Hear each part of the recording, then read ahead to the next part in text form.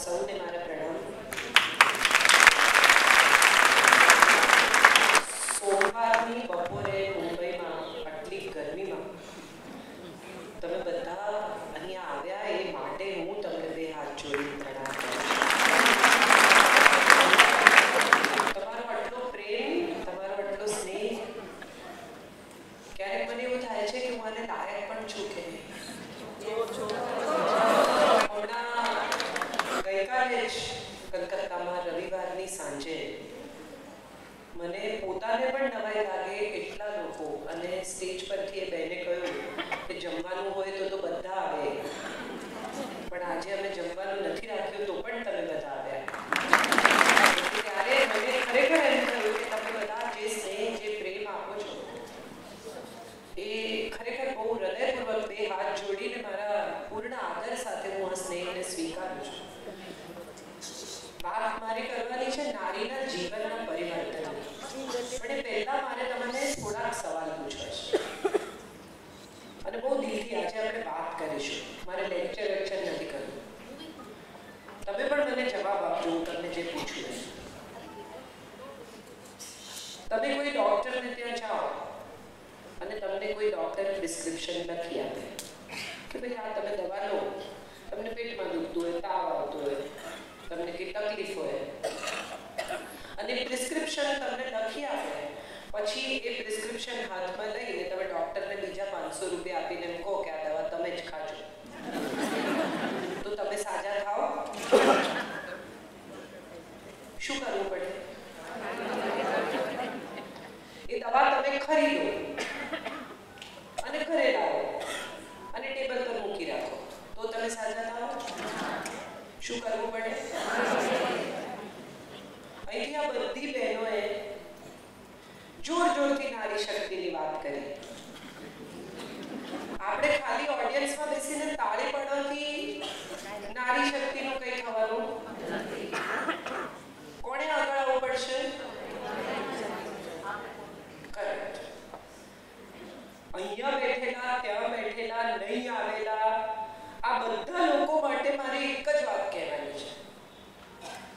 જેણે મેળવવું હોય ને એને જાતે પ્રયત્ન કરવો પડે. દુનિયાનો કોઈ પણ માણસ કશું પણ આપણને આપી શકતો નથી સિવાય કે આપણે લેવા તૈયાર હોઈએ.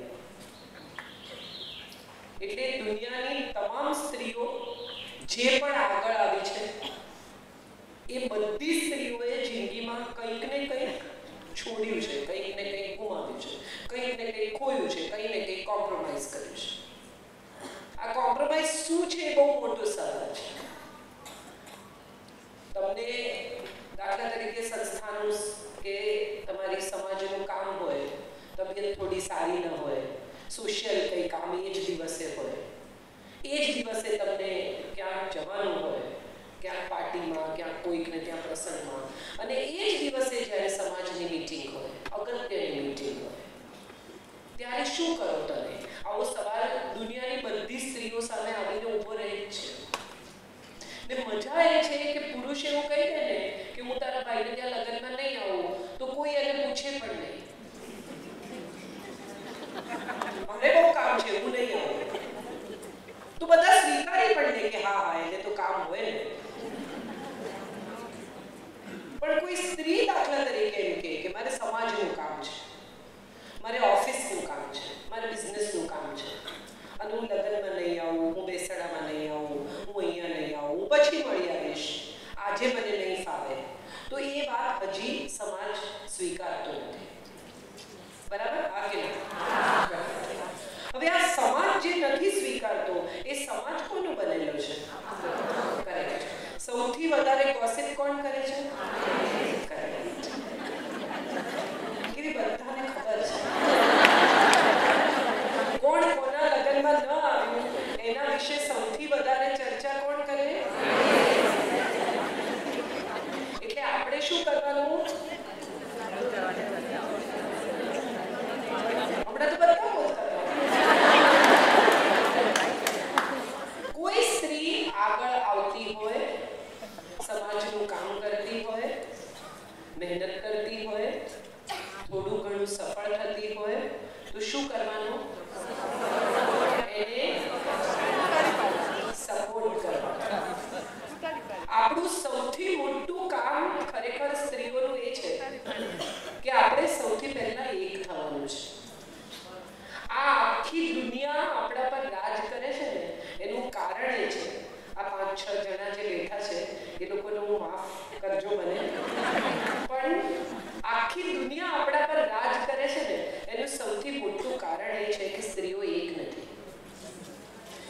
દેરાણી જેઠાણી સામે, નણંદ ભોજાઈ સામે, સાસુ બહુ સામે, બધા એકબીજાની સામે થઈ જાય છે. આ સામેમાં સા રાખવાનો છે, ને કાઢી નાખવાનો છે, ને તે કરી નાખવાનો છે. આપણે સામે ને બદલે સા તે કરવાનો છે. હાથમાં હાથ પકડી રાખશે ને સ્ત્રીઓ, તો સાહેબ દુનિયાના કોઈ માણસની તાકાત નથી કે સ્ત્રી ઉપર રાજ કરી જાય. અને એનો હું તમને મજાના સાદા દાખલા આપું. તમારી તો આખી કમ્યુનિટી બિઝનેસ કમ્યુનિટી છે, બરાબર? હા કે ના? કરે. ઘરમાં કેશ પૈસા આવતા હોય, બરાબર? પતિ પૈસા લઈને આવે એટલે કોને આપે? બૈરાઓ શું કરે? તાળામાં મૂકી દે. ચાવી ક્યાં હોય? અને જ્યારે માંગે કે 2 લાખ રૂપિયા કાઢી આપ, તો શું પૂછે? કેમ?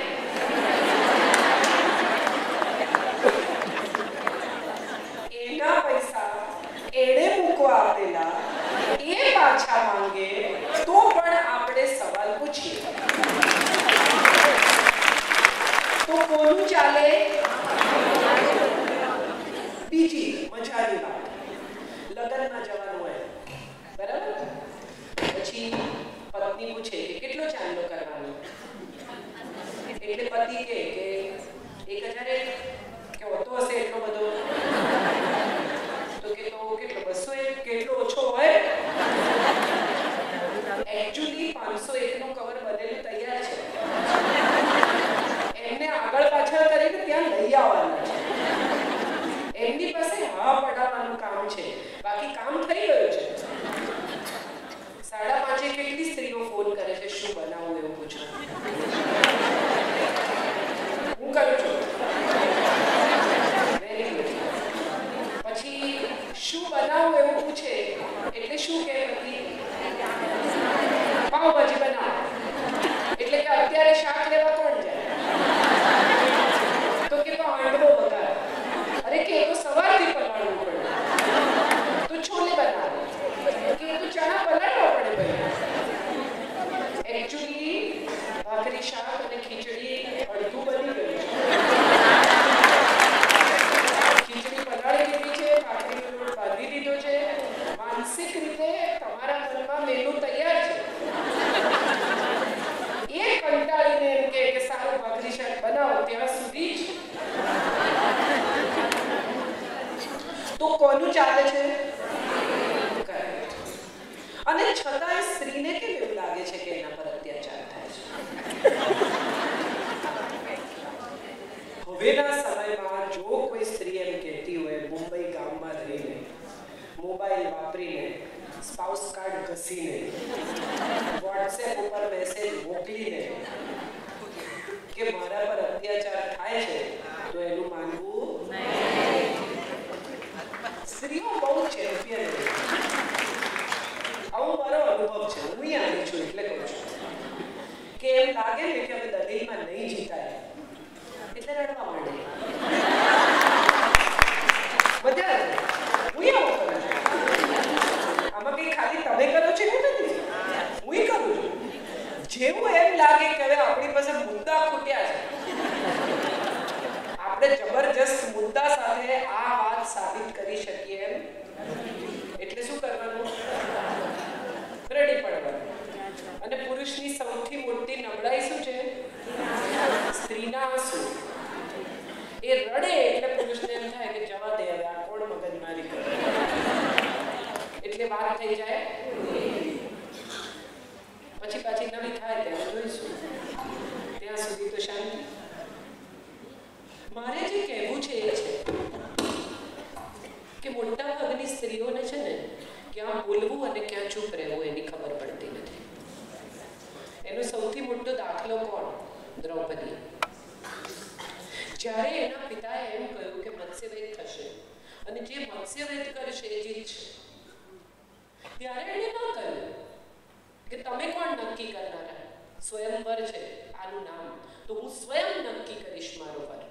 આવી કોઈ હરીફાઈ તમે કોણ નક્કી કરનારા? મને ધર્મએ અધિકાર આપ્યો છે, મને સમાજે અધિકાર આપ્યો છે, જેનું નામ સ્વયંવર છે, એ હું પસંદ કરીશ. ના, ત્યારે ન બોલે.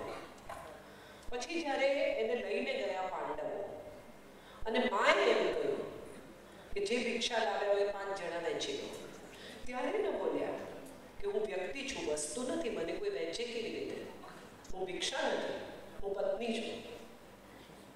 ત્યારે એમને બોલવાનું હતું, ત્યારે ન બોલ્યા. અને જ્યારે દુર્યોધન એમને ત્યાં આવ્યા અને એમને જળનું સ્થળ અને સ્થળનું જળ દેખાયું, ત્યારે કઈ બોલવાની જરૂર હતી. બધા હોશિયાર, એ જ પૂરતું હતું. અને છતાં એમણે કહ્યું કે આંધળાના તો આંધળા જ હોય ને, ત્યારે ચૂપ રહેવાનું. આપણા બધાનો પ્રોબ્લેમ એ છે કે જ્યારે ખરેખર આપણે બોલવું જોઈએ ત્યારે આપણે બોલતા નથી. જ્યારે ખરેખર અધિકાર માંગવાની વાત આવે છે ત્યારે આપણે બોલતા નથી. જ્યારે ખરેખર દીકરીના એજ્યુકેશનની વાત આવે છે, દીકરીના લગ્નની વાત આવે છે, પોતાના કામની વાત આવે છે. હમણાં બેને કહ્યું કે હું તો 10મું ધોરણ ભણેલી છું અને મેં નર્સરી સ્કૂલ શરૂ કરવાનો વિચાર કર્યો. ત્યારે એમના પતિએ જો એમને એમ કહ્યું હોત કે બેસ હવે કંઈ થવાની નથી તારથી નર્સરી દોઢ થયા, તો કદાચ આજે એમની પાસે કંઈ ન હોત. પણ આજે એમની પાસે 2 સ્કૂલ છે અને 3જી શરૂ કરવાનો આત્મવિશ્વાસ છે. કેમ? કારણ કે એમણે અધિકાર માંગ્યો કે મારે કંઈ કામ કરવું છે. મોટાભાગની સ્ત્રીઓ એવી ફરિયાદ કરે 40 વર્ષ સુધી પહોંચે 45 વર્ષે કે મેં કંઈ કર્યું નહીં, મને કંઈ કરવા દીધું નહીં, મેં તો છોકરા મોટા કર્યા, મેં તો રસોઈ કરી, આખી જિંદગી વૈતરું કર્યું, એમના ટિફિનો ભર્યા. પણ ખરેખર બહુ શાંતિથી વિચારો તો કદાચ તમને સમજાય કે તમે ઘરમાં રહી શકો ને એને માટે તમારા પતિએ, તમારા ઘરના પુરુષોએ 40 વર્ષથી વધારે સમય સુધી ટિફિન ખાધા છે. આવું આપણે વિચારતા નથી. ટિફિન ભરવાનું આળસ આવે છે, પણ જે ઠંડુ જમે છે રોજ એનો વિચાર આપણે કરતા જ નથી.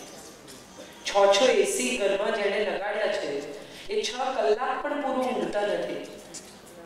એ વિશે આપણે કદી એમનો આભાર માનતા નથી.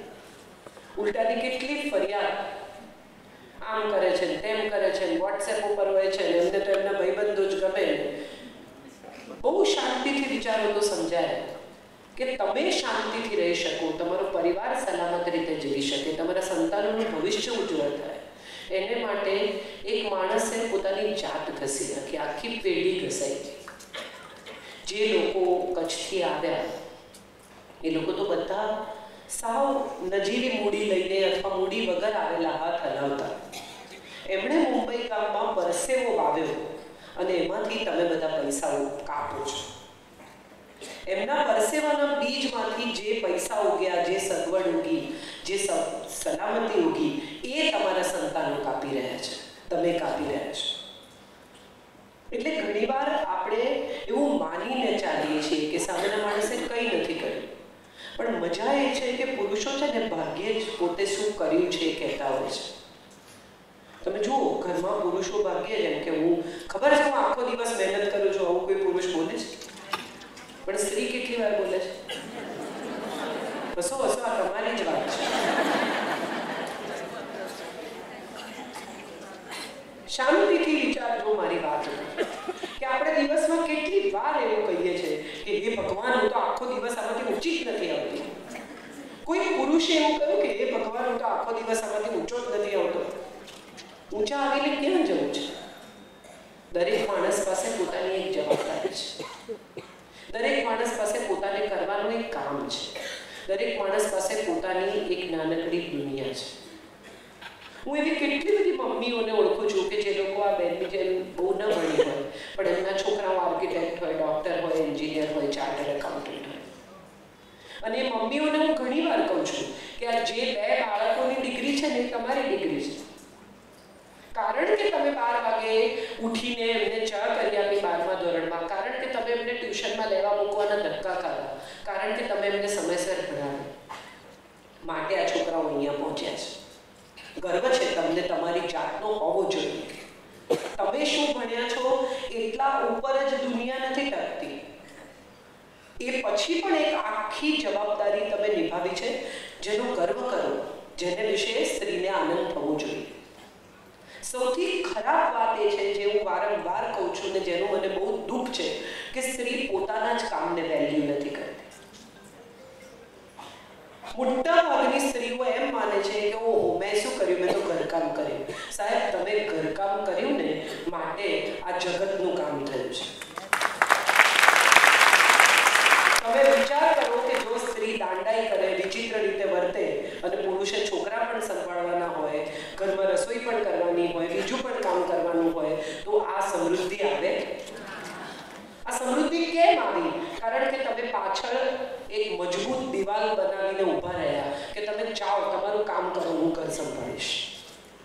આમાંથી કેટલી સ્ત્રીઓએ ફોન કરીને કહ્યું ગેસનો બાટલો બદલતા મને નથી આવડતું, પાછા આવો. કહ્યું કોઈએ?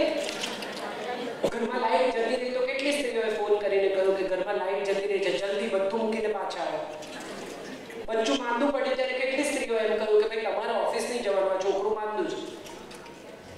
તો અર્થ શું થયો? કે તમે બધી એક એક સ્ત્રી ગૃહલક્ષ્મી છો.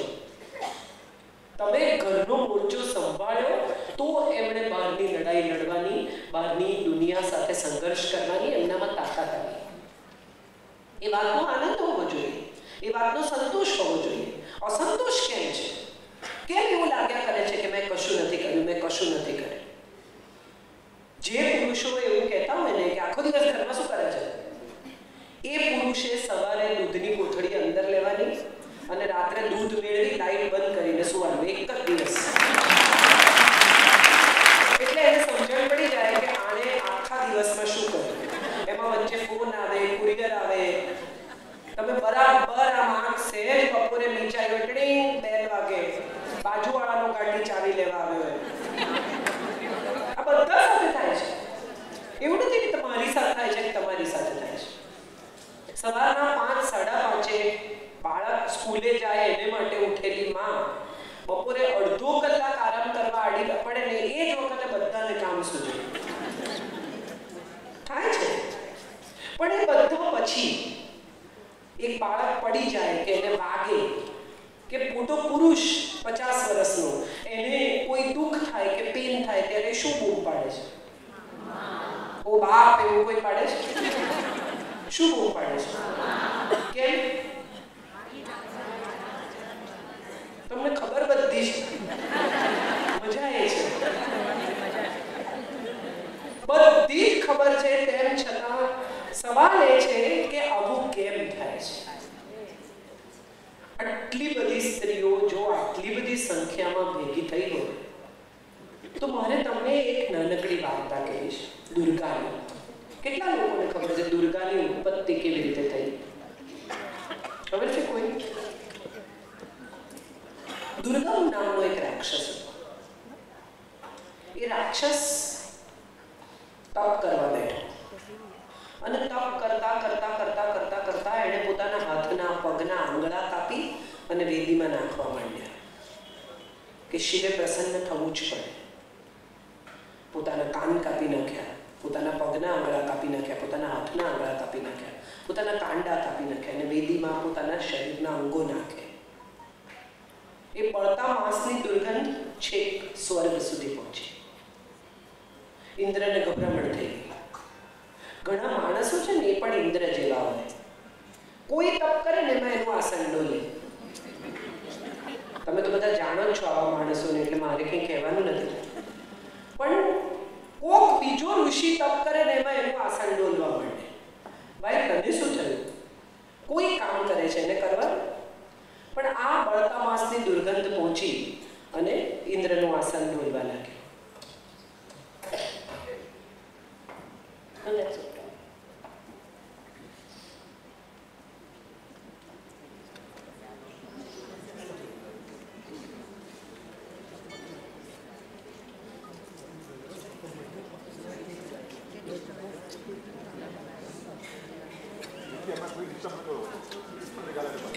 મને ડિસ્ટર્બ નથી થતું, આ લોકોને થાય છે, કારણ કે બધાનું ધ્યાન એના તરફ છે. સાંભળવા મને આવ્યા છે પણ એ શું કરે છે કોઈ ઇમ્પોર્ટન્ટ. આપણે બધા આવા જ છીએ. નો ધેટ્સ ઓકે. આમાં મજા જે છે કે આપણે બધા છે ને બહુ ઇન્ટરેસ્ટિંગ લોકો છીએ.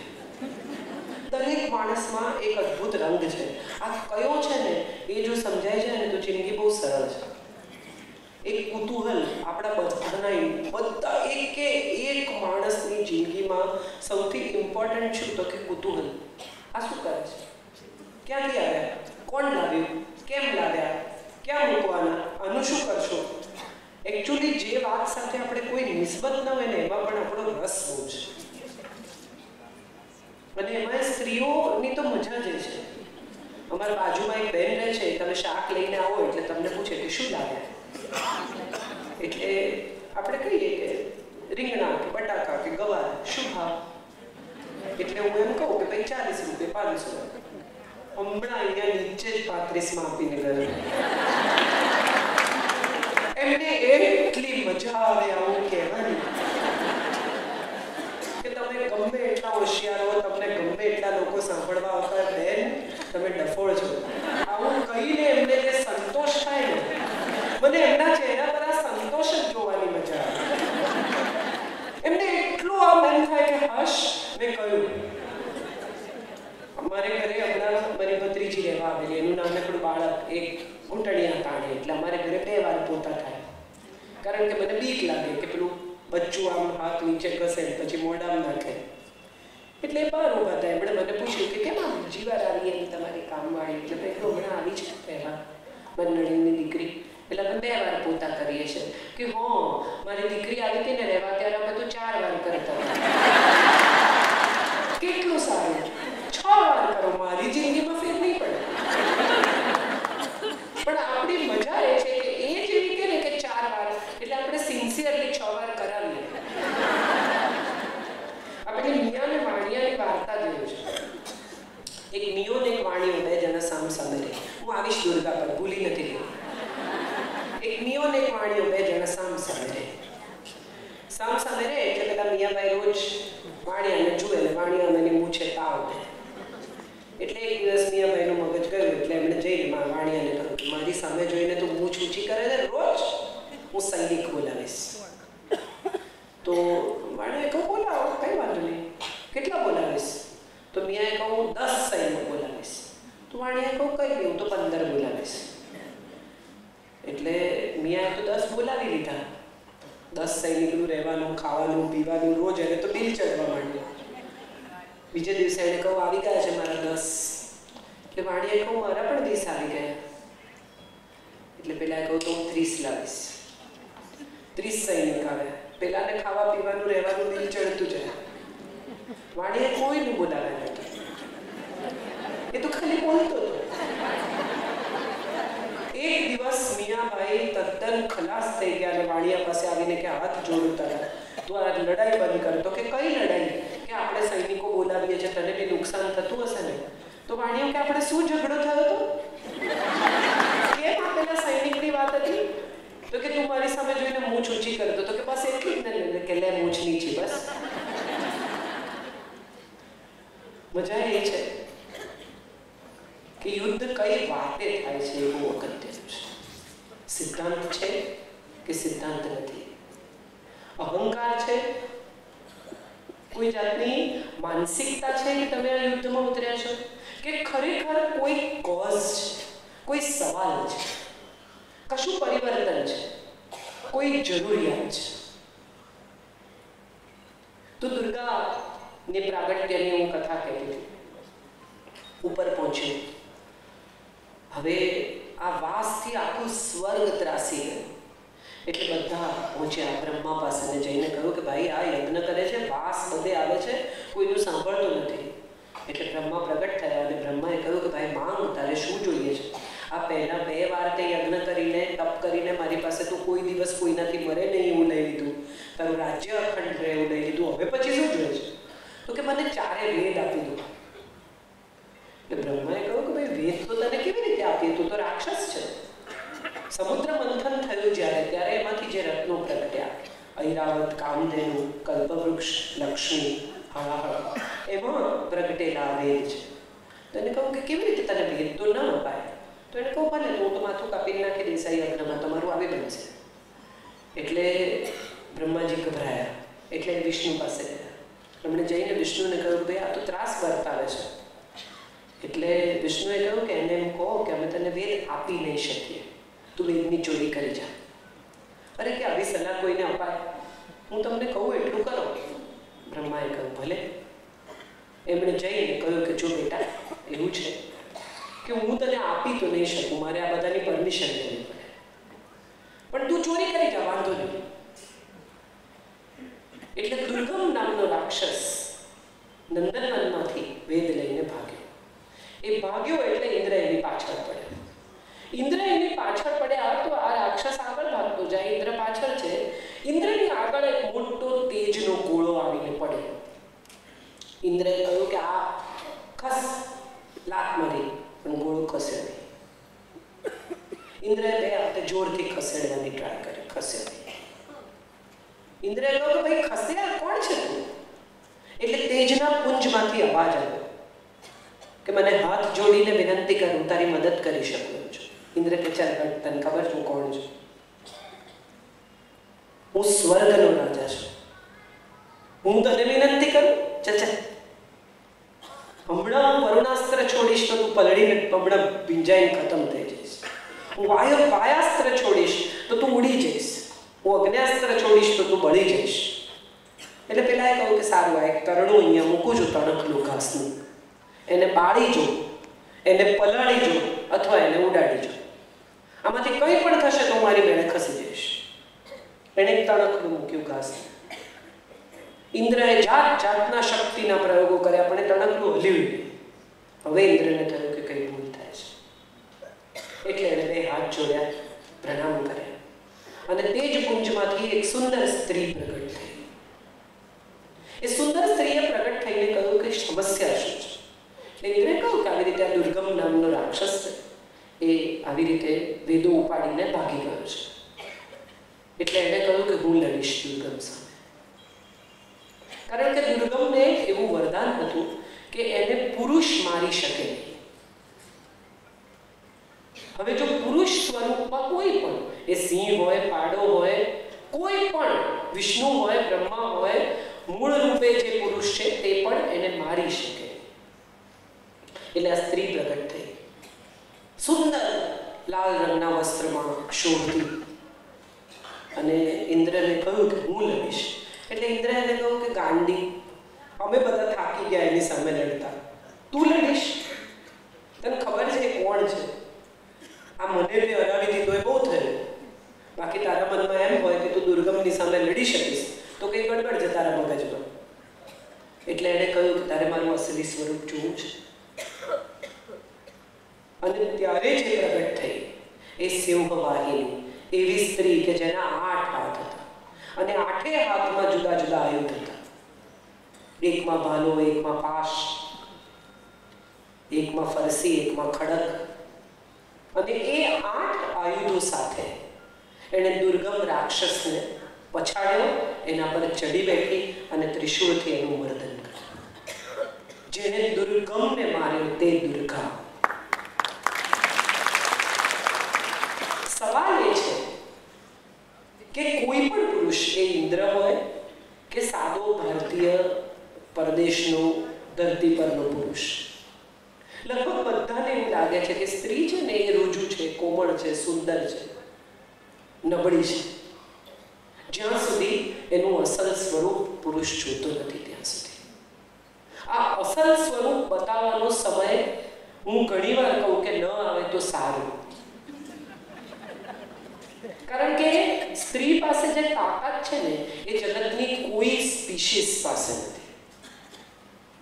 તમે જો એક હાથે છોકરાને હિંચકો નાખતી જાય ને એક હાથે રોટલી વળતી જાય ને વળી વચમાં ફોન લઈને કોક આવે તો જઈને બારણું ખોલી આવે ને એને પાછો એનોય જવાબ આપે ને સહી કરીને કુરિયર બી લઈ લે, પતિના મોજાએ ગોતી આપે વચ્ચે ને બીજા કોકના ટિફિને ભરી દે વચ્ચે. આ 8 હાથ લગભગ દરેક સ્ત્રી પાસે હોય જ છે, દેખાતા નથી. એમને નથી કહી એને અષ્ટભુજાવાળી. એ 8 હાથે રોજ કામ કરે છે. અગત્યનું એ છે કે તમે તમારી જાતને, તમારા સ્વયંને સૌથી પહેલા તો દુર્ગા પ્રસ્થાપિત કરો. જાત જાતના જ્યોતિષને, જાત જાતના દુરા દાદાને, જાત જાતની બાધાઓ, કેટલી જાહેર ખબર આવે છે જ્યોતિષોની. જુઓ છો ને, વશીકરણ કરી આપીશું, મેલી વિદ્યા કરી આપીશું, ધોળી વિદ્યા કરી આપીશું. રાશિ ભવિષ્ય વાંચે સ્ત્રીઓ સવારે ઉઠીને, કચ્છકર, પઠણ, નયર. મારે તમને બધાને બહુ ઇન્ટરેસ્ટિંગ વાત કહેવાની છે. કૃષ્ણ અને કંસની રાશિ એક છે, ખબર છે? રામ ને રાવણની રાશિ એક છે, રાધા ને રૂકમણીની રાશિ એક છે, શબરી ને શૂર્પણખાની રાશિ એક છે. આવા તો હું તમને એટલા શોધી આપું. હવે આ શબરી ને શૂર્પણખાની રાશિ જો ગસશ હોય તો બંનેનું ભવિષ્ય સેમ. શબરીના રાશિ ભવિષ્યમાં લખ્યું હોય કે આજે તમને રામ મળશે, તો શૂર્પણખાના રાશિ ભવિષ્યમાં લખવું જોઈએ કે તમારા નાક કાન કપાઈ જશે, બેન જતા નહીં એ બાજુ. કેટલી બધી સ્ત્રીઓ જાત જાતના ભાતના ગ્રહોમાં વિશ્વાસ રાખે. આમ બાધા કરે, મગ ખાય, મંગળ પહેરે, ગુરુ પહેરે. સહેજ કઈ થાય એટલે કે આડી વાટનો દીવો કરીશ ને ઊભી વાટનો દીવો કરીશ ને 5 પેંડા ચડાવી દઈશ ને 10 પેંડા ચડાવી દઈશ ને પછી પોતે જ ખાઈ જવાનું. એ તો ખાવા આવતો નથી બિચારા. જે ભાવતું એ ચડાવવાનું એટલે ખાવાય મળે. ખરેખર શું છે જે આ જગતને ચાલતું રાખે છે, ફરતું રાખે છે? એવી કઈ શક્તિ છે કુદરતની? કોણ છે કે જે આ બધું જ બદલે છે? ચોમાસું આવે તો લીલા પાંદડા કેવા સરસ ફૂટે, વૃક્ષે નવા લીલા રંગ દેખાય. તમને આટલા રંગના લીલા શેડ છે કુદરતમાં, એવું તમને ત્યારે ખબર પડે. તમે હિમાચલ પ્રદેશ જાઓ તો તમને દેખાય કે આવી આટલા બ્રાઉન હોય જમીનમાં, આટલા રંગના આકાશ હોય, આટલી બધી સુંદરતા કુદરતે આપી છે. પણ સાહેબ મજા જુઓ કે કુદરત પણ પરિવર્તન તો ઈચ્છે જ છે. નહીં તો એ પાંદડા ખરાવે કોઈ દિવસ અને નવા પાંદડા લઈ આવે. તમે ગંગામાં પહેલી ડૂબકી મારો અને તમે ગંગામાં બીજી ડૂબકી મારો, એની વચ્ચે પણ પાણી બદલાઈ જાય છે. હા કે ના? એકનું એક પાણી જો તળાવમાં તમે ભરી રાખો તો શું થાય? ગંધાઈ જાય. જે બંધાઈ જાય ને એ ગંધાઈ જાય, પણ જે વહેતું રહે ને એનામાં સુગંધ આવે. એટલે વહેતા રહેવું, જગત વહેતું રહેવું જોઈએ, સમાજ વહેતો રહેવો જોઈએ, પરિસ્થિતિ વહેતી રહેવી જોઈએ, લોકો વહેતા રહેવા જોઈએ. સતત એક જ માણસ જ્યારે પોતાની જાત વિશે, બીજા વિશે, અન્યો વિશે નિર્ણયો કરતો થઈ જાય ને ત્યારે આપખુદ થવાની શક્યતા થોડી વધી જાય. એ હિટલર હોય તો પણ, એ કંસ હોય તો પણ, એ જગતનો કોઈ પણ માણસ હોય તો એ આપખુદ થઈ જાય. અને આપખુદ થઈ જાય ત્યારે એને બદલવા માટે શું કરવું પડે? બદલાવ આવવો જોઈએ. કોંગ્રેસ જ્યાં સુધી રાજ કરતી હતી ત્યાં સુધી કરતી હતી.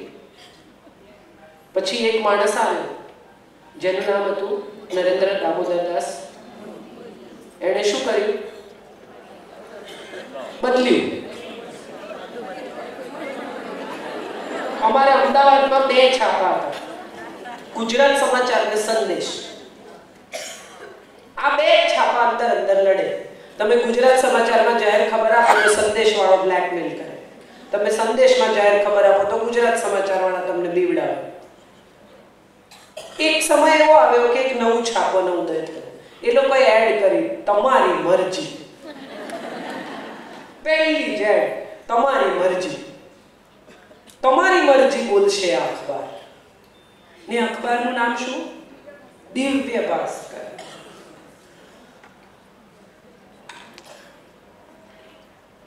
હું આ દિવ્ય ભાસ્કર લખું છું. કેમ? કારણ કે હું મારી મરજીથી જીવું છું. બીજા લોકો મારે બદલે કંઈ પણ નક્કી કરે મને પોસાતું નથી. પણ મારી મરજીથી જીવવાની જે કિંમત છે ને એ પણ હું ચૂકવું છું.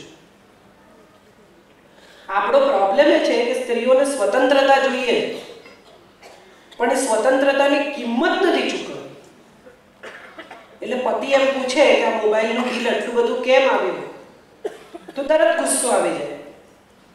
મને પૂછો છો હિસાબ, હિસાબ પૂછો છો તમે? તમને ખબર છે હું કેટલા વૈતરા કરું છું? આ ઘરમાં પગાર લીધો તો આટલા થયા હોત. ક્યાં પહોંચી ગયા તમે? વાત ક્યાં હતી?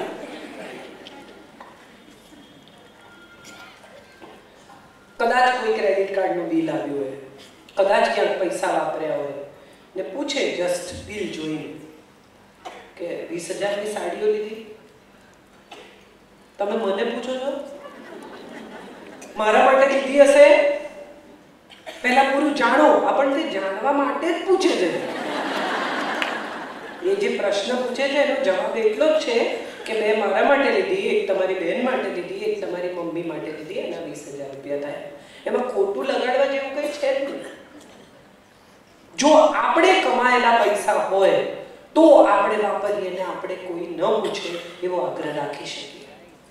પણ જો આપણે કોઈના કમાયેલા પૈસા વાપરતા હોઈએ અને જો આપણે એને એની અર્ધાંગીની કહેતા હોઈએ, જો આપણે આપણી જાતને ગૃહલક્ષ્મી કહેતા હોઈએ તો એ સવાલ પૂછે અને ધીરજથી, શાંતિથી, સ્નેહથી જવાબ આપવામાં શું પ્રોબ્લેમ છે? એમાં સ્વમાન ક્યાં ગવાઈ જાય છે? આપણો પ્રોબ્લેમ એ છે કે આપણું સ્વમાન ક્યારે ગવાઈ જાય ને એની કોઈને ખબર જ પડતી નથી. વાતે વાતે સ્વમાન આડું આવે.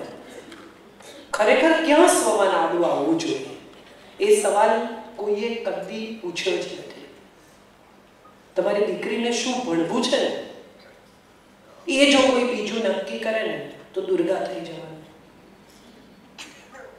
તમારી દીકરી કોઈના પ્રેમમાં હોય, પરણવા માંગતી હોય અને એમાં જો સમાજ ડખો કરે તો તમારું સ્વમાન વચ્ચે આવવું જોઈએ. પણ છોકરો પૂરો જોયા તપાસ્યા પછી આપણે કયો શબ્દ વાપરીએ છીએ? છોકરી જોવા જઈએ. એના મા બાપે ટિકિટ રાખવી જોઈએ 10-10 રૂપિયાની. તમે જોવા આવતા હો તો અને એને બેસાડવી જોઈએ તૈયાર કરીને, જોવાની ને પછી જતા રહેવાનું 10 રૂપિયાની ટિકિટ કઢાવી.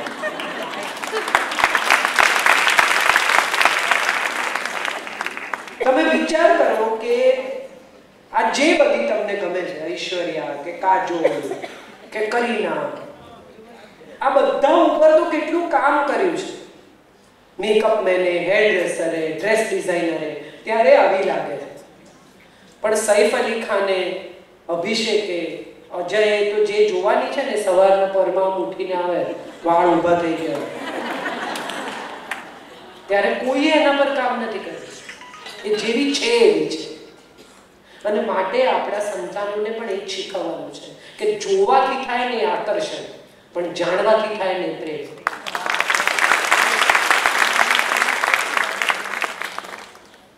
દુકાને, મકાનની બહાર, કોલેજની બહાર ચશ્મા પહેરીને મોટરસાયકલ પર ઊભો રહેતો હોય, 2 બટન ખુલ્લા રાખે, આમ ચાવી ફેરવે. એ પ્રેમ કરવાનું કોઈ આમાંથી એક કે કારણ નથી. પ્રેમ કરવાનું કારણ શું છે એની કથા કહો. કબીરના લગ્ન થાય છે અને એના ગુરુની દીકરી છે લાલી. પરણીને લઈ આવે છે કબીર એને. જુએ છે લાલી કે આવા ઝૂંપડામાં આવી રીતે રહેવાનું? તો કબીર કહે છે આ જ છે મારી પાસે. તો લાલી રડવા લાગે છે કે મને તો ગામના જમીનદારના છોકરા સાથે પ્રેમ હતો. કેટલી બધી સ્ત્રીઓને આપણે એવું કહેતા નથી સાંભળ્યું? મારા માટે તો બહુ માંગા આવતા હતા, મારા બાપાની બુદ્ધિ ભ્રષ્ટ.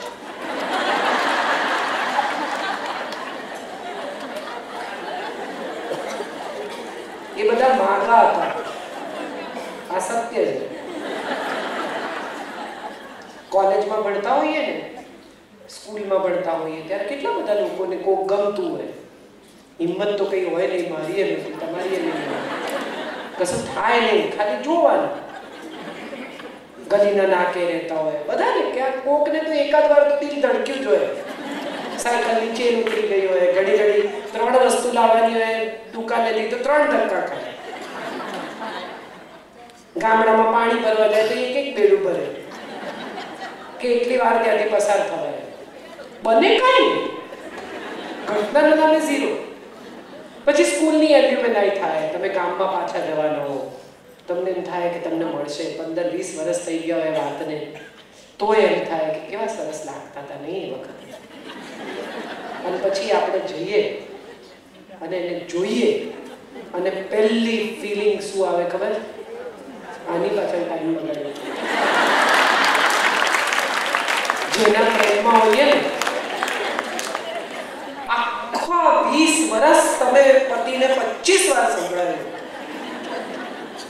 કેટલો અમારે તો કેટલા માંગ આવતા હતા, આવું તો કેટલી વાર કહી નાખ્યું હોય.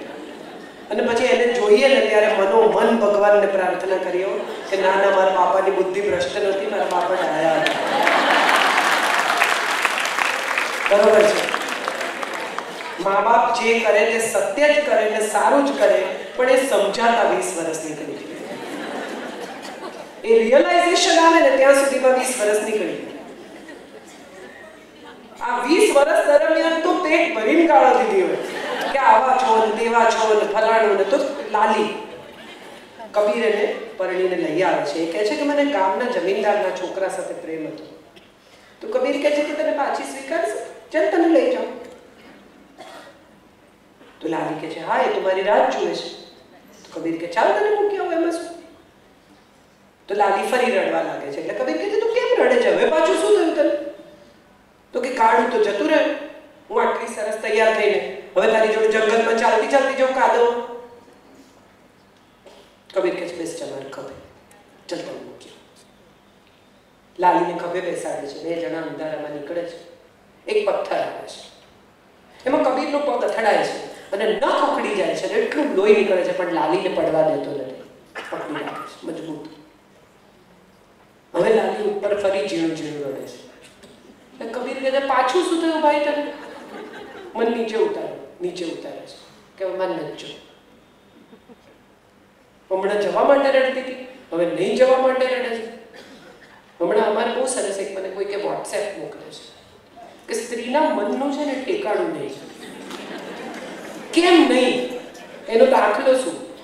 તો કે રામ સાથે આટલા પ્રેમથી હનીમૂનમાં, જંગલમાં, ઝૂંપડીમાં 2 જ જણા રિઝોર્ટમાં રહેતા હતા. કોઈ ત્રીજો માણસ નહોતો. ત્યારે શું કીધું કે જા જઈને સોનાનું હરણ લઈ આવ. બરાબર? રામને બિચારાને દોડાવ્યા ને પછી જે થયું એની કથા આપણને ખબર છે. અને રાવણે આખી લંકા એના પગમાં મૂકી સોનાની. ત્યારે શું કીધું? મારે તો રામ જોઈએ.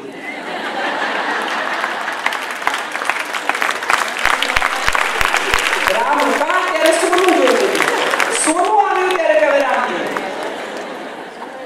તો લાલીએ માંડ્યું રડવા કે મારે જવું નથી. એટલે કબીરે પૂછ્યું કે કેમ? હવે પાછું શું છે? તો કે કોઈકને સોંપવા માટે જે માણસ મને આટલી સાચવીને લઈ જાય છે, જો એ માણસની સાથે હું જિંદગીભર રહું તો એ મને કેટલી સાચવે. આપણો પ્રશ્ન એ છે કે આપણને સમજાતા થોડો સમય નીકળી જાય છે. અને કેટલીક વાર એવું થાય છે કે સમજાય ને ત્યાં સુધીમાં એટલું બધું મોડું થઈ જાય છે કે માણસને કહેવાની આપણી પાસે જગ્યા જ રહેતી નથી. અમે એક વર્કશોપ કરીએ છીએ સ્ત્રીઓનું, એટલે પરણેલા પતિ પત્ની. એમાં ખાસ કરીને બહેનોને અમે સ્ટેજ પર બોલાવીને એમ કહીએ ને કે તમે તમારા જીવન સાથી વિશે બોલો. એટલે બેન આવે, એમના ગુણો કહો. એટલે આવીને ઊભા રહે, પછી થોડી વાર વિચારે, પછી કહે કે સારા છે.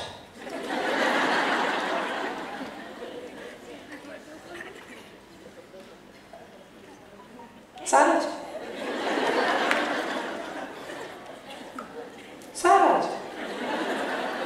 અને જો તમે એમ કહો કે એના 5 અવગુણો કહો, તો તમારે કહેવું પડે કે બેન 5 થઈ ગયા. અટકો. કેટલી બધી સ્ત્રીઓ ફરિયાદ કરે, આવા છે ને તેવા છે ને, રાતે મોડા આવે ને, ખાવામાં કચકચ કરે ને, હું આમ કરું તો આમ કરે ને, ક્યાંય જવાના દે, હું તો વર્ષમાં 2 દાડા પિયર નથી જઈ શકતી, છોકરાઓ આખો દિવસ આમ કરે ને, મારા સાસુ આવા ને, ફલાણું આવું. આ બધી ફરિયાદ સાંભળ્યા પછી તમે જો એમ પૂછો કે બહુ દુઃખ છે બેન, છૂટાછેડા લેવા છે ના? પણ જો નથી લેવા છૂટાછેડા તો આટલી ફરિયાદ શું કામ કરો? જેની સાથે રહો છો, જેને આટલો પ્રેમ કરો છો, જેના વગર તમને ચાલતું નથી, એની સાથે 24 કલાક કમ્પ્લેન કર્યા વગર આનંદથી સુખથી એના ગુણો જોઈને રહેવામાં આપણને શું પ્રોબ્લેમ છે? હું કેટલી બધી બહેનોને આવી ઓળખું છું કે જેમને જિંદગી વિશે સતત ફરિયાદ છે. તમે એમને ત્યાં ફોન કરો ને, શું ખબર સવારે 8 વાગે, હજી બાઈ નથી આવી. અરે તમે સવારે 10 વાગે ફોન કરો, શું ખબર જો ને વોશિંગ મશીન નથી ચાલતું. તમે એને ત્યાં 12 વાગે ફોન કરો કે ટિફિન વાળો લેવા જ નથી આવ્યો. તમે 2 વાગે ફોન કરો તો કે આજે ચિત્રલેખા નથી આવી. રોજ કંઈક ફરિયાદ. તમે જ્યારે ફોન કરો ત્યારે એમને જિંદગી વિશે કંઈક ફરિયાદ. મેં એમને એવું કહેતા નથી સાંભળ્યા કે યાર આજે બહુ મજા આવી, દિવસ બહુ સારો ગયો. મારે તમને એક બહુ જ મહત્વની વાત કહેવાની છે. આ બધું હસ્યા પછી બહુ જ ગંભીર, અને એ વાત એ છે કે આપણને બધાને એક જ જિંદગી મળે છે. પહેલા શું છે એની એ ખબર નથી, પછી શું છે એની એ ખબર નથી. એમાંના અડધા તો ગયા એમ માની લેવા. હવે અડધા વર્ષ જો આપણી પાસે છે એમ આપણે માનતા હોઈએ, તમારે બે નહીં માનવાનું, અમારે બધાએ માનવાનું. પણ જો એમ માનતા હોઈએ કે આપણી જિંદગીના મહત્વના સારા વર્ષો ગયા, તો હવે જે વર્ષો છે એ વર્ષો આનંદથી, સુખથી, સમૃદ્ધિથી, સ્વસ્થ રહીને, સલામત રહીને, સ્નેહથી જીવવા જોઈએ. અને એ જીવતા તમને કોઈ રોકી શકે જ નહીં. કોઈ પણ વ્યક્તિ જો એવી ફરિયાદ કરતી હોય કે મને ફલાણા બહુ દુઃખી કરે છે, અથવા હું આમને લીધે દુઃખી છું, અથવા આ મને હેરાન કરે છે માટે મારી આવી સ્થિતિ છે, તો એ વાત માનવી નહીં. કારણ કે કોઈ પણ માણસ તમને ત્યાં સુધી, કોને કંટાળો આવે છે અને જવાની છૂટ ના, કોઈ કે સરસ બગાસું ખાધું એટલે મેં કંટાળો કોઈ જવાની, અહીંયા સીટ બેલ્ટ નથી બાંધ્યા કોઈને, બધાને છૂટ. તમને કોઈ ત્યાં સુધી હેરાન નથી કરી શકતું જ્યાં સુધી તમે એવું સ્વીકારતા નથી કે એ માણસ મને હેરાન કરી શકે છે. એ સાસુ હોય તો પણ નહીં, એ પરિવાર હોય તો પણ નહીં, એ પતિ હોય તો પણ નહીં, એ છોકરાઓ હોય તો પણ નહીં. આ બધા લોકો માટે તમને પ્રેમ છે, માટે તમે એમની સાથે રહો છો. એક બહુ સરસ વાર્તા હું વારંવાર કહું છું, તમે બધાએ સાંભળેલી જ હશે, તો પણ મારે ફરી કહેવી છે. એક છોકરી પરણીને આવી અને એટલો બધો કકડાટ પહેલી વારના પગ ફેરામાં એણે જઈને કર્યો કે મારી સાસુ તો આવી છે, તેવી છે, માથું દુખાડે છે, કચકચ કરે છે, ટોક્યા કરે છે, આવી બનવાનું છે. અને એક દિવસ એને ફરું શીખું દબાવીને ખતમ કરી. એટલે માએ કહ્યું કે અરે જોજે એવું કરતી પોલીસ પકડી જશે. તો કે તું કરું શું, મારથી નહીં રહેવાય કરે. માએ કહ્યું લે આ પાવડર લઈ જા, આ પાવડર તું લઈ જા અને રોજ એના ખાવાના થોડું થોડું નાખજે. ધીરે ધીરે ધીરે ધીરે આ પાવડરમાં ઝેર છે ખતમ થઈ જશે, ચિંતા કરતી નહીં. એટલે પેલી તો પાવડર લઈને હોશે હોશે ગઈ. હવે રોજ એ પાવડર નાખવો પડે તો જાત જાતની વાનગી બનાવવી પડે તો સાસુ ખાય. એટલે એને તો જાત જાતની રસોઈ કરવા માંડી. એટલા લાડથી મમ્મી લો ને, મમ્મી ખાવ ને, મમ્મી થોડું વધારે, આમાં થોડું વધારે તો પાવડર વધારે. એમ કરતા 6 મહિના થયા. સાસુને એમ થયું કે વાહ તો બહુ સારી છે, બહુ ડાઈ બહુ છે. રાતે દૂધ પીવડાવે પાવડર નાખી, જેમ તને એમ વહેલું પકડે. સાસુને એમ થયું કે આ તો બહુ ડાઈ બહુ. એને પ્રેમ થઈ ગયો. બંને જણા એકબીજા સાથે મા દીકરીની જેમ રહેવા માંડ્યા. હવે આને ગભરામણ થઈ એટલે ગઈ પાછી એની મમ્મી પાસે કે આ પાવડરનું કંઈ થાય? મારી સાસુ તો બહુ સારી છે, હું નથી ઈચ્છતી કે મરે. એટલે એની મમ્મીએ કહ્યું કે બેટા આ તો હોમિયોપેથીનો સાદો પાવડર છે, કોઈ મરવાનું નથી. મારે તને એટલું જ શીખવવું હતું કે તું સારી થઈશ ને તો જગત સારું જ છે. તમે વિચાર કરો, આપણે બધા હવે એ ઉંમરમાં છીએ કે કોઈકને ઘરે બહુ આવી ગઈ હશે, કોઈકને ઘરે આવવાની હશે. અંસાબેને કહ્યું મારી બે બહુઓ મને બહુ સપોર્ટ કરે. તો જેને ઘરે બહુ આવી ગઈ છે અથવા આવવાની છે, એ બધી સાસુઓએ એકવાર એવો વિચાર કરવો જોઈએ કે આપણે તો બધા જમીન સાથે જોડાયેલા લોકો છીએ. બધાને ખબર છે કે તમે ખેતી કરતા હો કે તમે જમીનમાં કંઈ વાવતા હો તો તમે એક કુંડામાંથી છોડ બીજા કુંડામાં લઈ જાઓ ને તો એની આજુબાજુની થોડી માટી કાઢવી પડે. તમે એકલો છોડ સોઈ ઝાટકીને આમ સાફ કરીને મૂળ જોડે વાવો તો એ ન ઉગે. એ છોકરી જે આપણે ત્યાં પરણીને આવે છે ને એ એની સાથે એના ઘરની થોડી માટી લઈને આવે છે. એ માટી એને ત્યાં સુધી જીવવામાં મદદ કરે છે જ્યાં સુધી એ તમારા ઘરની માટી જોડે ભળી નથી જતી.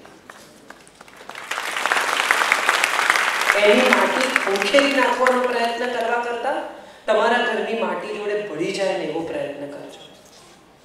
આનો એક નવો દાખલો હતો. તમે નવો મોબાઈલ ખરીદો ને તો તમને દુકાનવાળો કહે કે મહેરબાની કરીને આ મોબાઈલનો ડેટા શિફ્ટ થતો હોય એક ફોનમાંથી બીજા ફોનમાં ત્યારે વચ્ચે એને અડતા નહીં, છંછેડતા નહીં તો હેંગ થઈ જશે.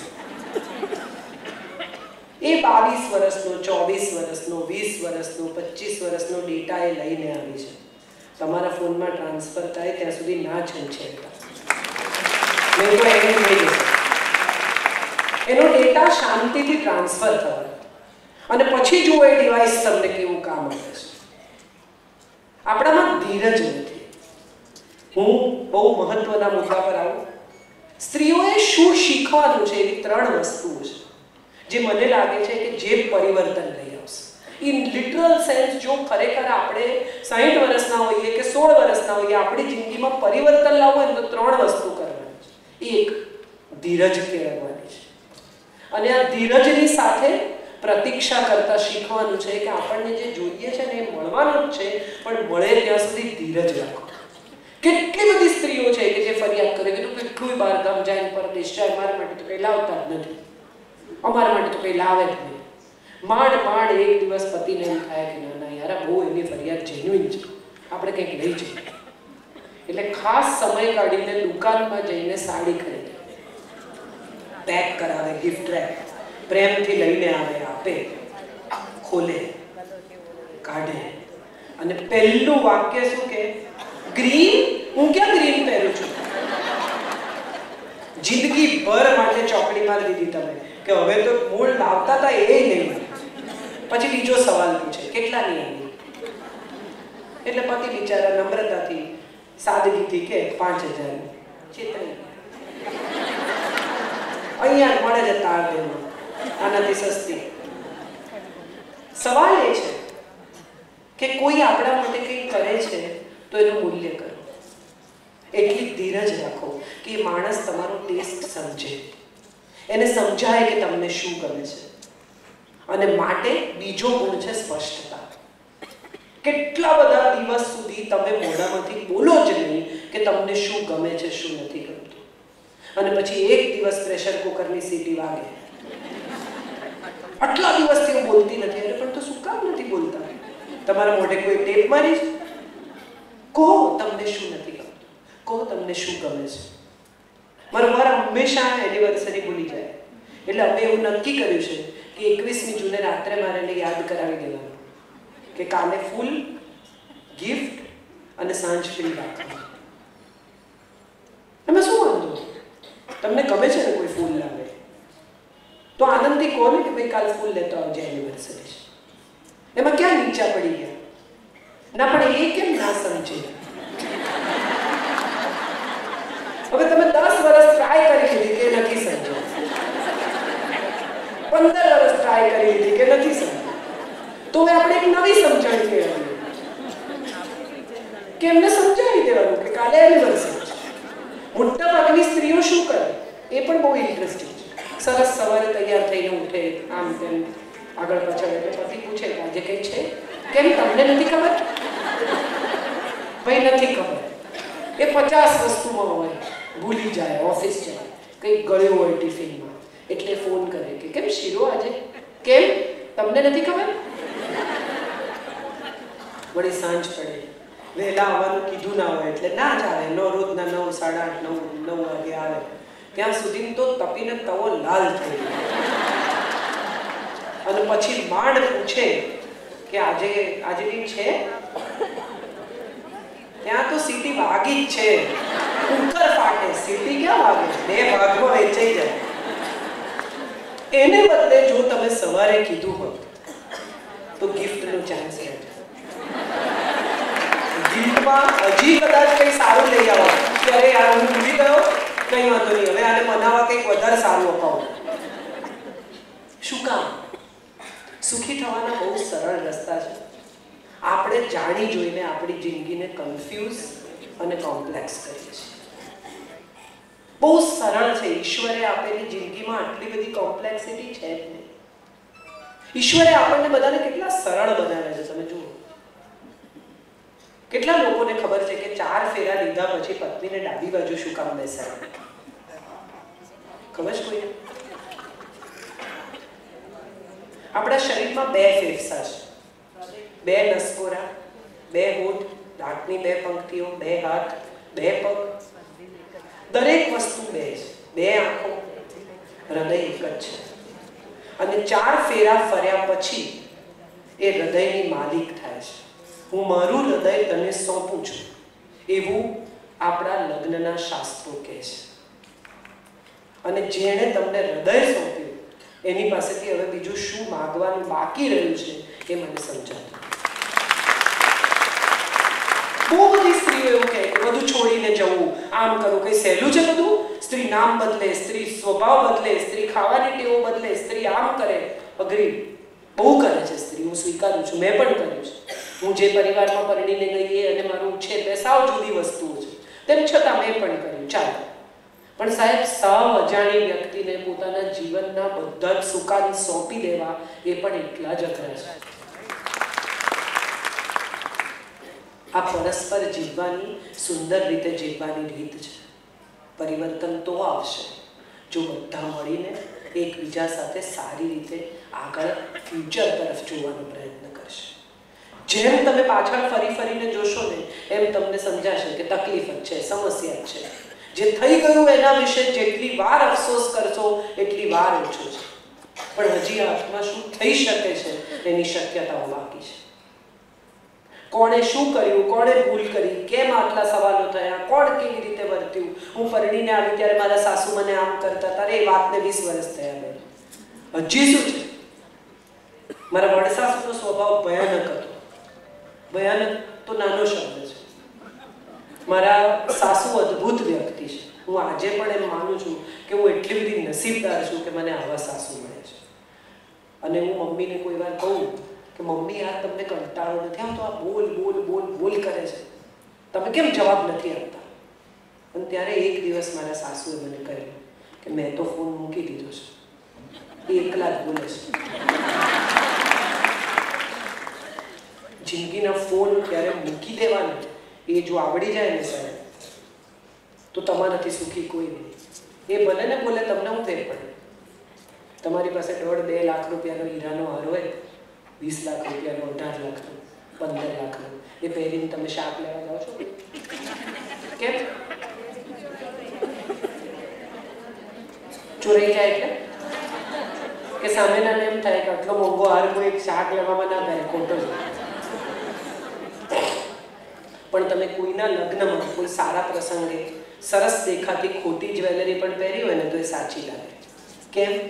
કારણ કે પ્રસંગ જ્વેલરી પહેરવાનો છે. ક્રોધ પણ છે ને આવો મોંઘો હીરાનો હાર છે. એને રોજ કાઢીને પહેરશો ને તો એની કિંમત નહીં રહે. એક દિવસ કાઢીને પહેરજો તો તરત બધા પૂછશે કે કઈ થયું. નહીં તો એવી સ્થિતિ હશે કે તમે ગુસ્સામાં હશો અને બધા કહેશે કે એમ તો ટેવ પડી, ગુસ્સામાં ના હોય લાડે જ નવાઈ લાગે. એ ગમે તેમ ના બોલે ને તો જ નવાઈ લાગે, એ વાકું ના બોલે ને તો જ નવાઈ લાગે. પણ જો તમે કાયમ સારી રીતે વર્તતા હશો ને એક દિવસ તમારું મોઢું ચડશે ને તો 50 લોકો આવીને પૂછી જશે કઈ થયું, કઈ થયું, કઈ થયું. એટલે તમારો ક્રોધ, તમારો ગુસ્સો, તમારો અણગમો છે ને એને મોંઘા પેલાની જેમ વાપરજો, પરચુરણની જેમ નહીં વાપરતા, 2000ની નોટની જેમ વાપરજો. રોજ કાઢી પરચુરણ ભિખારીને આપી એવી રીતે નહીં વાપરો. તો બીજી વાત મેં કઈ સ્પષ્ટતા. અને ત્રીજી સૌથી મોટી વાત જે ઈશ્વરે સ્ત્રીને જન્મજાત આપી છે અને એ છે ક્ષમા. માફ કરતા શીખી જાઓ. મને બહુ જ ગમે છે મુનવ્વર રાણાનો એક શેર. कुछ ऐसे मैंने अपने को आजाद किया, कुछ ऐसे मैंने अपने को आजाद किया, कुछ लोगों से माफी मांगी, कुछ को मैंने माफ किया। जिंदगीનો છેલ્લો હિસાબ છે ને એ કરતી વખતે 0-0 થાય ને એની મજા છે. આ બધા ઇન્કમ ટેક્સ રિટર્ન ભરે છે દર વર્ષે. પોતાનો હિસાબ, બતાવેલા નહીં બતાવેલા, છુપાવેલા, કમાયેલા પૈસાનો હિસાબ. આપણે કોઈ દિવસ વર્ષને અંતે તો જવા દો, 10 વર્ષને અંતે પણ સંબંધોનો હિસાબ નથી કર્યો. એનું પણ રિટર્ન હોવું જોઈએ. અને એના રિટર્નમાં તમારે લખવું જોઈએ કે તમે સંબંધ ખોયા તો કેમ ખોયા, કોઈની સાથે બગડ્યું તો કેમ બગડ્યું, કેટલા સુધાર્યા આ વર્ષે, કેટલાને સોરી કીધું આ વર્ષે, કેટલાને થેન્ક યુ કીધું આ વર્ષે, કેટલાને એમ કીધું કે તમે મારી જિંદગીમાં બહુ જ મહત્વના છો યાર. શીરામાં સાકર ન હોય તો શીરો મીઠો ન લાગે, પણ સાકર દેખાય નહીં સાહેબ. એવા કેટલા લોકો તમારી જિંદગીમાં હશે કે જે શીરામાં મીઠાશની જેમ આવતા હશે, દેખાય નહીં, ઉપર ભભરાવેલી કાજુ બદામ બધું દેખાય, રવો દેખાય, ઘી દેખાય, સાકર દેખાય નહીં, પણ મીઠાશ માત્ર સાકરને લીધે છે. અને એવા કેટલા લોકો હશે તમારી જિંદગીમાં કે જેને લીધે તમારી જિંદગીમાં મીઠાશ. એને થેન્ક યુ કહી દો ટાઈમસર. એને કહો કે તમે મારા માટે બહુ કર્યું. એ માં હોય, પિતા હોય, સાસુ હોય, સંતાનો હોય, પતિ હોય, દોસ્તો હોય, બહેનપણીઓ હોય, નણંદ હોય, બહેન હોય, ભાઈ હોય. નાની નાની વાતમાં જેની સાથે મન દુઃખ થયું હોય ને એની સાથે વર્ષના અંતે આ મિચ્છામી દુક્કડમ તો માત્ર શબ્દ તરીકે વાપરતા થઈ ગયા છીએ આપણે. ખરેખર રોજ કહેવાનું જોઈએ. સાચા હૃદયથી જે જૈનત્વને માને છે ને એને તો રોજ કહેવું જોઈએ કે મિચ્છામી દુક્કડમ. કોને આજે દુઃખી કરે? સૂતી વખતે એકવાર જાતને તપાસી લેજો કે આજે કોઈને આપણા લીધે પીડા નથી થઈ ને, આપણે કંઈ એવું નથી બોલ્યા ને કે જેને લીધે કોઈનું દિલ દુખાયું. તો કહી દેવાનું બીજે દિવસે સવારે ઉઠીને કે યાર ગઈકાલ મારું મગજ ફરેલું હતું, હું ગમે તેમ બોલી, સોરી યાર, આઈ ડોન્ટ મીન ઇટ. અને એમાં તમે જરાય નાના નથી થતા. વિશ્વાસ કરજો કે તમે માફી માંગીને મોટા થશો, નાના નહીં. ઈશ્વરે જ્યારે 2 સ્પીસીસમાંથી એકને સોંપ્યું ને કે માનવ જાત તમારે લીધે ચાલશે, ત્યારે એણે એ પુરુષને કેમ ન સોંપ્યું ને સ્ત્રીને કેમ સોંપ્યું? માં બનવાનું કામ સ્ત્રીને કેમ સોંપાયું અને પુરુષને કેમ ન સોંપાયું? એનું સૌથી મોટું કારણ એ છે કે તમે 3 વર્ષની દીકરીને પણ ડીંગલી આપો ને તો એને આવડે છે એને કેવી રીતે જતન કરવું. એને કોઈએ માં બનતા શીખવ્યું નથી, પણ એ આમ ડીંગલીને પગેથી ઉચકીને પછાડે, ધોવે, મારે ને આવું નહીં કરે. કેટલું સરસ રીતે એની સાથે ડીલ કરે છે. અને તમે પુરુષને ડીંગલી આપી જુઓ 3 વર્ષના દીકરાને, પહેલા તો હાથ છૂટા પાડે, પછી પગ છૂટા પાડે, પછી હાથની જગ્યાએ પગ લગાવે, પગની જગ્યાએ હાથ લગાવે, પછી જુએ કે આ પ્રાણી કેવું લાગે. કેમ? આ કોઈની ખરાબી નથી. આ એપલ અને નારંગી છે, બે જુદા છે. કોઈના જેવા નથી થવું. પરિવર્તન એટલે કોઈના જેવા થવું નહીં. પરિવર્તન એટલે આપણી જે જિંદગી છે એમાં કશું બદલવું. પુરુષ જેવી થઈને સ્ત્રી ક્યારેય સુખી નહીં થાય. કેટલી બધી મમ્મીઓ એવું કહે છે કે અમે અમારી દીકરીને દીકરાની જેમ મોટી કરી. કોઈ મમ્મી એવું કહે છે કે મેં મારા દીકરાને દીકરીની જેમ ઉછેર્યું. કેમ? કેમ દીકરાને ન શીખવાય કે એના શૂઝ પોલિશ કરે, એના બટન ટાંકે, એનો રૂમ સાફ કરે, એની ચાદર પાથરે, એની બેગ ભરે, એની બેગ ખાલી કરે, એનું કબાટ ગોઠવે, મમ્મીને થોડીક રસોઈમાં મદદ કરે. ઘરમાં કોઈ ન આવે બાઈ કે માણસ તો મમ્મી વાસણ ધોએ તો બચ્ચું વાસણ લૂછીને મૂકી દે. કેમ એને ના શીખવાય? એવું કોણ નક્કી કરે કે આ કામ પુરુષનું ને આ સ્ત્રી? જો સ્ત્રી કમાતી થઈ તો પુરુષના અમુક કામો વધ્યા અને એ કામો પુરુષે શીખવા જોઈએ. અને કોણ શીખવે? માં જ શીખવે. મોટા ભાગની મમ્મીઓ એમ કે તારે નહીં કરવાનું, તું શું કામ કરે છે? કરવા દો એને, કારણ કે એનાથી એનામાં પણ સ્વાવલંબન આવશે. એ કોઈના પર ડિપેન્ડન્ટ નહીં રહે. અને બીજી બહુ જ મહત્વની વાત કે જે જાતે કામ કરે ને એને જ સમજાય કે અમારી પત્ની આખો દિવસ કેટલું કામ કરે છે. જે સ્ત્રીઓ કમાતી થઈ ને એ પુરુષો તરફ બહુ જ સારી રીતે વર્તતી થઈ ગઈ, કારણ કે બધી સ્ત્રીઓને સમજાઈ ગયું કે આ બહાર નીકળીને કામ કરવું સહેલું નથી. આ કમાવું બહુ અઘરું છે એવું ક્યારે સમજાયું કે જ્યારે આપણે કમાતા થયા. તો દીકરાઓને ઘરનું કામ શીખવીને એમને પોતાની પત્નીના કામ પ્રત્યે સહાનુભૂતિ કેળવતા શીખવું. આ ક્ષમા છે બહુ મોટી. તમારી પુત્રવધુ કમાતી હોય, બહાર જતી હોય, ઇક્વલ કામ કરતી હોય અને દીકરો વહેલો આવ્યો હોય ને તો એને એમ કહેવાનું કે બેટા કોફી બનાવી રાખને, એને બહુ સારું લાગશે. એ કોફી બનાવે ત્યારે એમ નહીં કહેવાનું કે બાયલા કોફી બનાવે છે, બનાવશે આવીને ગણીએ. ના, એ બાળકને રાખતો હોય તો એને આનંદથી કહેવાનું કે બેટા સરસ રીતે ડાયપર બદલતા શીખવી જા, મને બહુ આનંદ થયો, તું તારા બાળકના ઉછેરમાં મદદ કરે છે. એમ નહીં કહેવાનું કે ઘણીએ રાખે, તું શેનો રાખે છે. દીકરા અને બહુ વચ્ચે સ્નેહ વધે એવો પ્રયાસ કરજો, કારણ કે અલ્ટિમેટલી એ લોકોએ જીવવાનું છે. તમે 2, 4, 5 વર્ષ જોડે છો, 10 વર્ષ જોડે છો, પણ એમણે આખી જિંદગી જોડે રહેવાનું છે. એટલે તમારું કોન્ટ્રીબ્યુશન એક માં તરીકે જો સાચે દીકરાનું સુખ ઈચ્છતા હો ને તો તમારા દીકરાઓ વચ્ચે પ્રેમ વધે એવો પ્રયત્ન કરજો. અને કોઈની દીકરી ગૃહલક્ષ્મી થઈને તમારે ઘેર આવી છે, એ ગૃહલક્ષ્મીને જો પીડા થશે ને તો ઘરની લક્ષ્મી જતી રહેશે. ખૂબ સ્નેહ આપજો, કારણ કે તમારી દીકરી કોઈને ઘરે ગઈ છે. તમે જે વાવશો ને એ ત્યાં કાપશો, આ નક્કી છે. આ કર્મની સાયકલ છે. સો ક્ષમા કરજો, બહુ જ વાલ કરજો, સૌને પ્રેમ કરજો. અને જો પરિવર્તન ઈચ્છતા હો ક્યાંય પણ તો એ તમે જ કરી શકો છો. બી the change that you want to bring in, તમારે જ થવું પડશે. કોઈ આવીને ક્યાંથી તમારી મદદ કરશે એવું નહીં માનતા. જો તમારે કશું બદલવું હોય તો એ બદલવા માટે તમારે જ તૈયાર થવું પડશે. કોને મત આપો એ કહેવાનો મને અધિકાર નથી, કારણ કે હું કોઈને ઓળખતી નથી. એટલે એ વિશે હું વાત નહીં કરું. પણ એક ટીમ વાગડ હોય કે અખંડ વાગડ, મારે તો એક જ વાત કહેવી છે કે જય વાગડ. ઇવેન્ચ્યુઅલી બધાનું સારું થવું જોઈએ, બધાનું ભલું થવું જોઈએ. સર્વે સંતુ નિરામયા. આમાં સૌ સુખી થાય ને એનાથી વધારે કશું આપણે કરવાનું છે જ નહીં. પણ મારે એટલું ચોક્કસ કહેવું છે કે તમારો અવાજ પહોંચવો જોઈએ. તમે મત જરૂર આપજો, ઘેર નહીં બેસી રહેતા. જે બાજુ ઢળવું એ બાજુ ઢળજો. તમારી એ નક્કી કરવાનો અધિકાર તમારો છે. પણ ઘેર બેસી રહેશો અને પછી એમ કહેશો કે આ લોકો કંઈ નથી કરતા, આ તો આવા છે, આ તો તેવા છે. ના, તમને બોલવાનો અધિકાર તો જ મળે જો તમે ત્યારે બોલો. હું ફરી પાછી ત્યાં જાઉં છું કે ક્યારે બોલવું ને ક્યારે ચૂપ રહેવું એ જો તમે નક્કી નહીં કરો તો કોઈ નહીં કરે. આ બોલવાનો સમય છે.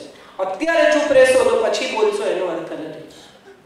એટલે મત જરૂર આપજો, જેને આપવો એને આપજો. હું તો કોઈને ઓળખતી નથી, હું તો તમને ઓળખું છું ને તમે મને ઓળખો. તમે મને સાંભળવા આવ્યા છો, હું તમને મળવા આવી છું. એટલે આપણી વચ્ચે પ્રેમ અખૂટ છે ને એ રહેવાનું છે. અને મને ખાતરી છે કે બેમાંથી જે આવશે મને ફરી બોલાવશે. Thank you so much. બહુ જ આભારી છું. અને હંસાબેન માટે મને બહુ જ આદર અને સ્નેહ એટલા માટે છે, હું એમને આજે જ મેં જોયા, આજ સુધી હું એમને કદી મળી નથી. પણ એમણે મારી સાથે જે તારીખો ઉપર નીચે કરવામાં મદદ કરી છે ને, બહુ ઓછા લોકો આવું કરી શકે. એમનામાં ધીરજ છે, એમનામાં સ્પષ્ટતા છે, અને ત્રીજી બહુ જ મહત્વની વસ્તુ કે ક્યારેક હું ઇરિટેટ થઈ જાઉં તો એમનામાં ક્ષમા પણ છે. હા શું હતું એવું એમને પૂછું ત્યારે કે ના એવું નહીં બેન, તમે પણ ઠંડા પડી જાઓ એટલી ધીરજ છે. એટલે હંસાબેન માટે મારે એટલું કહેવું જ જોઈએ કે આજે હું કલકત્તાથી આવી છું, અહીંયા બીજો કાર્યક્રમ કરીને જઈશ, પરમ દિવસે અમેરિકા જાઉં છું. અને બધાની વચ્ચે એમણે જે રીતે આ કાર્યક્રમ તમારા માટે યોજ્યો છે, હું તો આજ સુધી બીજા કોઈને ઓળખતી જ નથી, માત્ર એમની જોડે વાત કરી અને એમણે જે રીતે આ ગોઠવ્યું છે ને એને માટે ખરેખર એમને સલામ છે. હું તમારા સુધી પહોંચું એ સિવાય એમનો કોઈ ઉદ્દેશ જ નથી. એમણે મને એક પણ વાર એમ નથી કહ્યું કે આને માટે બોલજો, તેને માટે બોલજો, કામ કરજો, કામ નહીં કરતા. એમણે તો કહ્યું કે મારી બહેનો તમને સાંભળે, બસ બીજી મારી કોઈ ઈચ્છા નથી. બહુ સ્નેહથી, બહુ અંદરથી તમે આજે બધા પધાર્યા એ માટે તમારા સૌનો આભાર. પ્રણામ ફરી એકવાર. Thank you so much.